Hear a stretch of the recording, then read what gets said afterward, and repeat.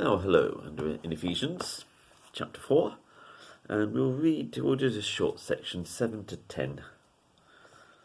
Yes, 10 or was it 11? Yes, 7 to 10. And he's just been talking about unity in the verses preceding that. So let's read verses 7 to 10. But grace was given to each one of us according to the measure of Christ's gift. Therefore it says, when he ascended on high, he led a host of captives, and he gave gifts to men.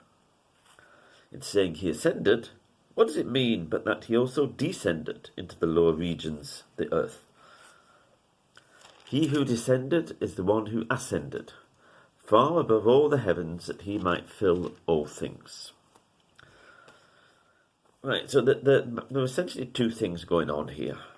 One is talking about gifts, which we receive from God, ministry gifts, and then the next section we're talking about things like apostles, prophets, etc.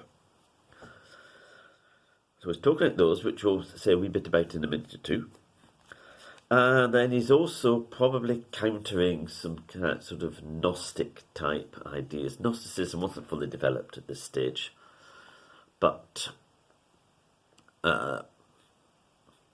Gnostic type ideas were around in the culture. But anyway, let's go back to this.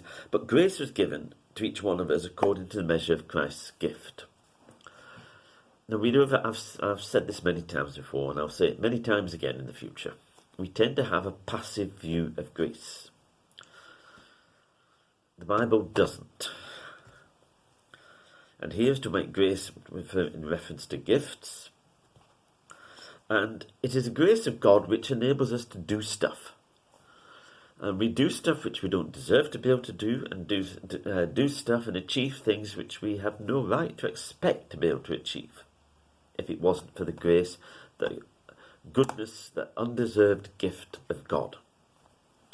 So grace in the New Testament is a very active word.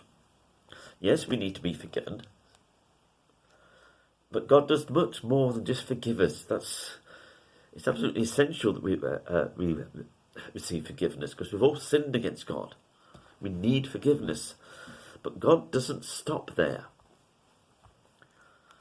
He goes on, he changes us, he gives us gifts, gives us things to do, enables us to do things, starts transforming us so that we become the people that he always wanted us to be. And this grace was given according to the measure of Christ.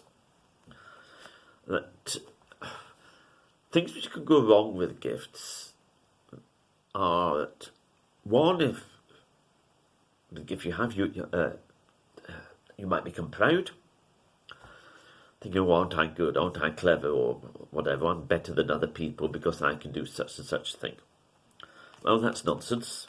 And earlier on, in the characteristics Paul has been urging us to have and to develop, talks about humility, also talks about gentleness. That just because you might be good at something and someone else is be rather slow or hopeless at that, be gentle with them, don't be boastful or bragging or anything like that. Another thing that goes wrong with gifts is we can become envious. We can envy someone who has what we might think of as a greater gift or a more prominent gift. We shouldn't do that. If someone has a gift, well, first of all, if God gives me a gift, it's not just for me, it's for all of us. If God gives you a gift, it's for all of us. That other people are meant to benefit from the gifts I have, and I'm, along with everyone else, meant to benefit from the gifts that you have. That we have a completely different approach and attitude towards these things. And he talks there about gentleness and humility and patience. But sometimes we don't understand, why isn't God using me to do this? Or why is God using such and such a person? We can have these thoughts at times, let's be honest. And it's no use pretending we never have them, but when we forget these wrong thoughts, we need to deal with them in a Christian way. We don't let our lives be ruled by any thoughts of envy or jealousy or pride. It says, therefore, when he ascended on high, he led a host of captives and he gave gifts to men. Now this probably comes from Psalm 68, verse 18. I say probably, because if you go and read it, which would be a good thing to read the whole psalm, it's all God-centered. But in verse 18 it says it talks about God receiving gifts. And here it talks about God giving gifts.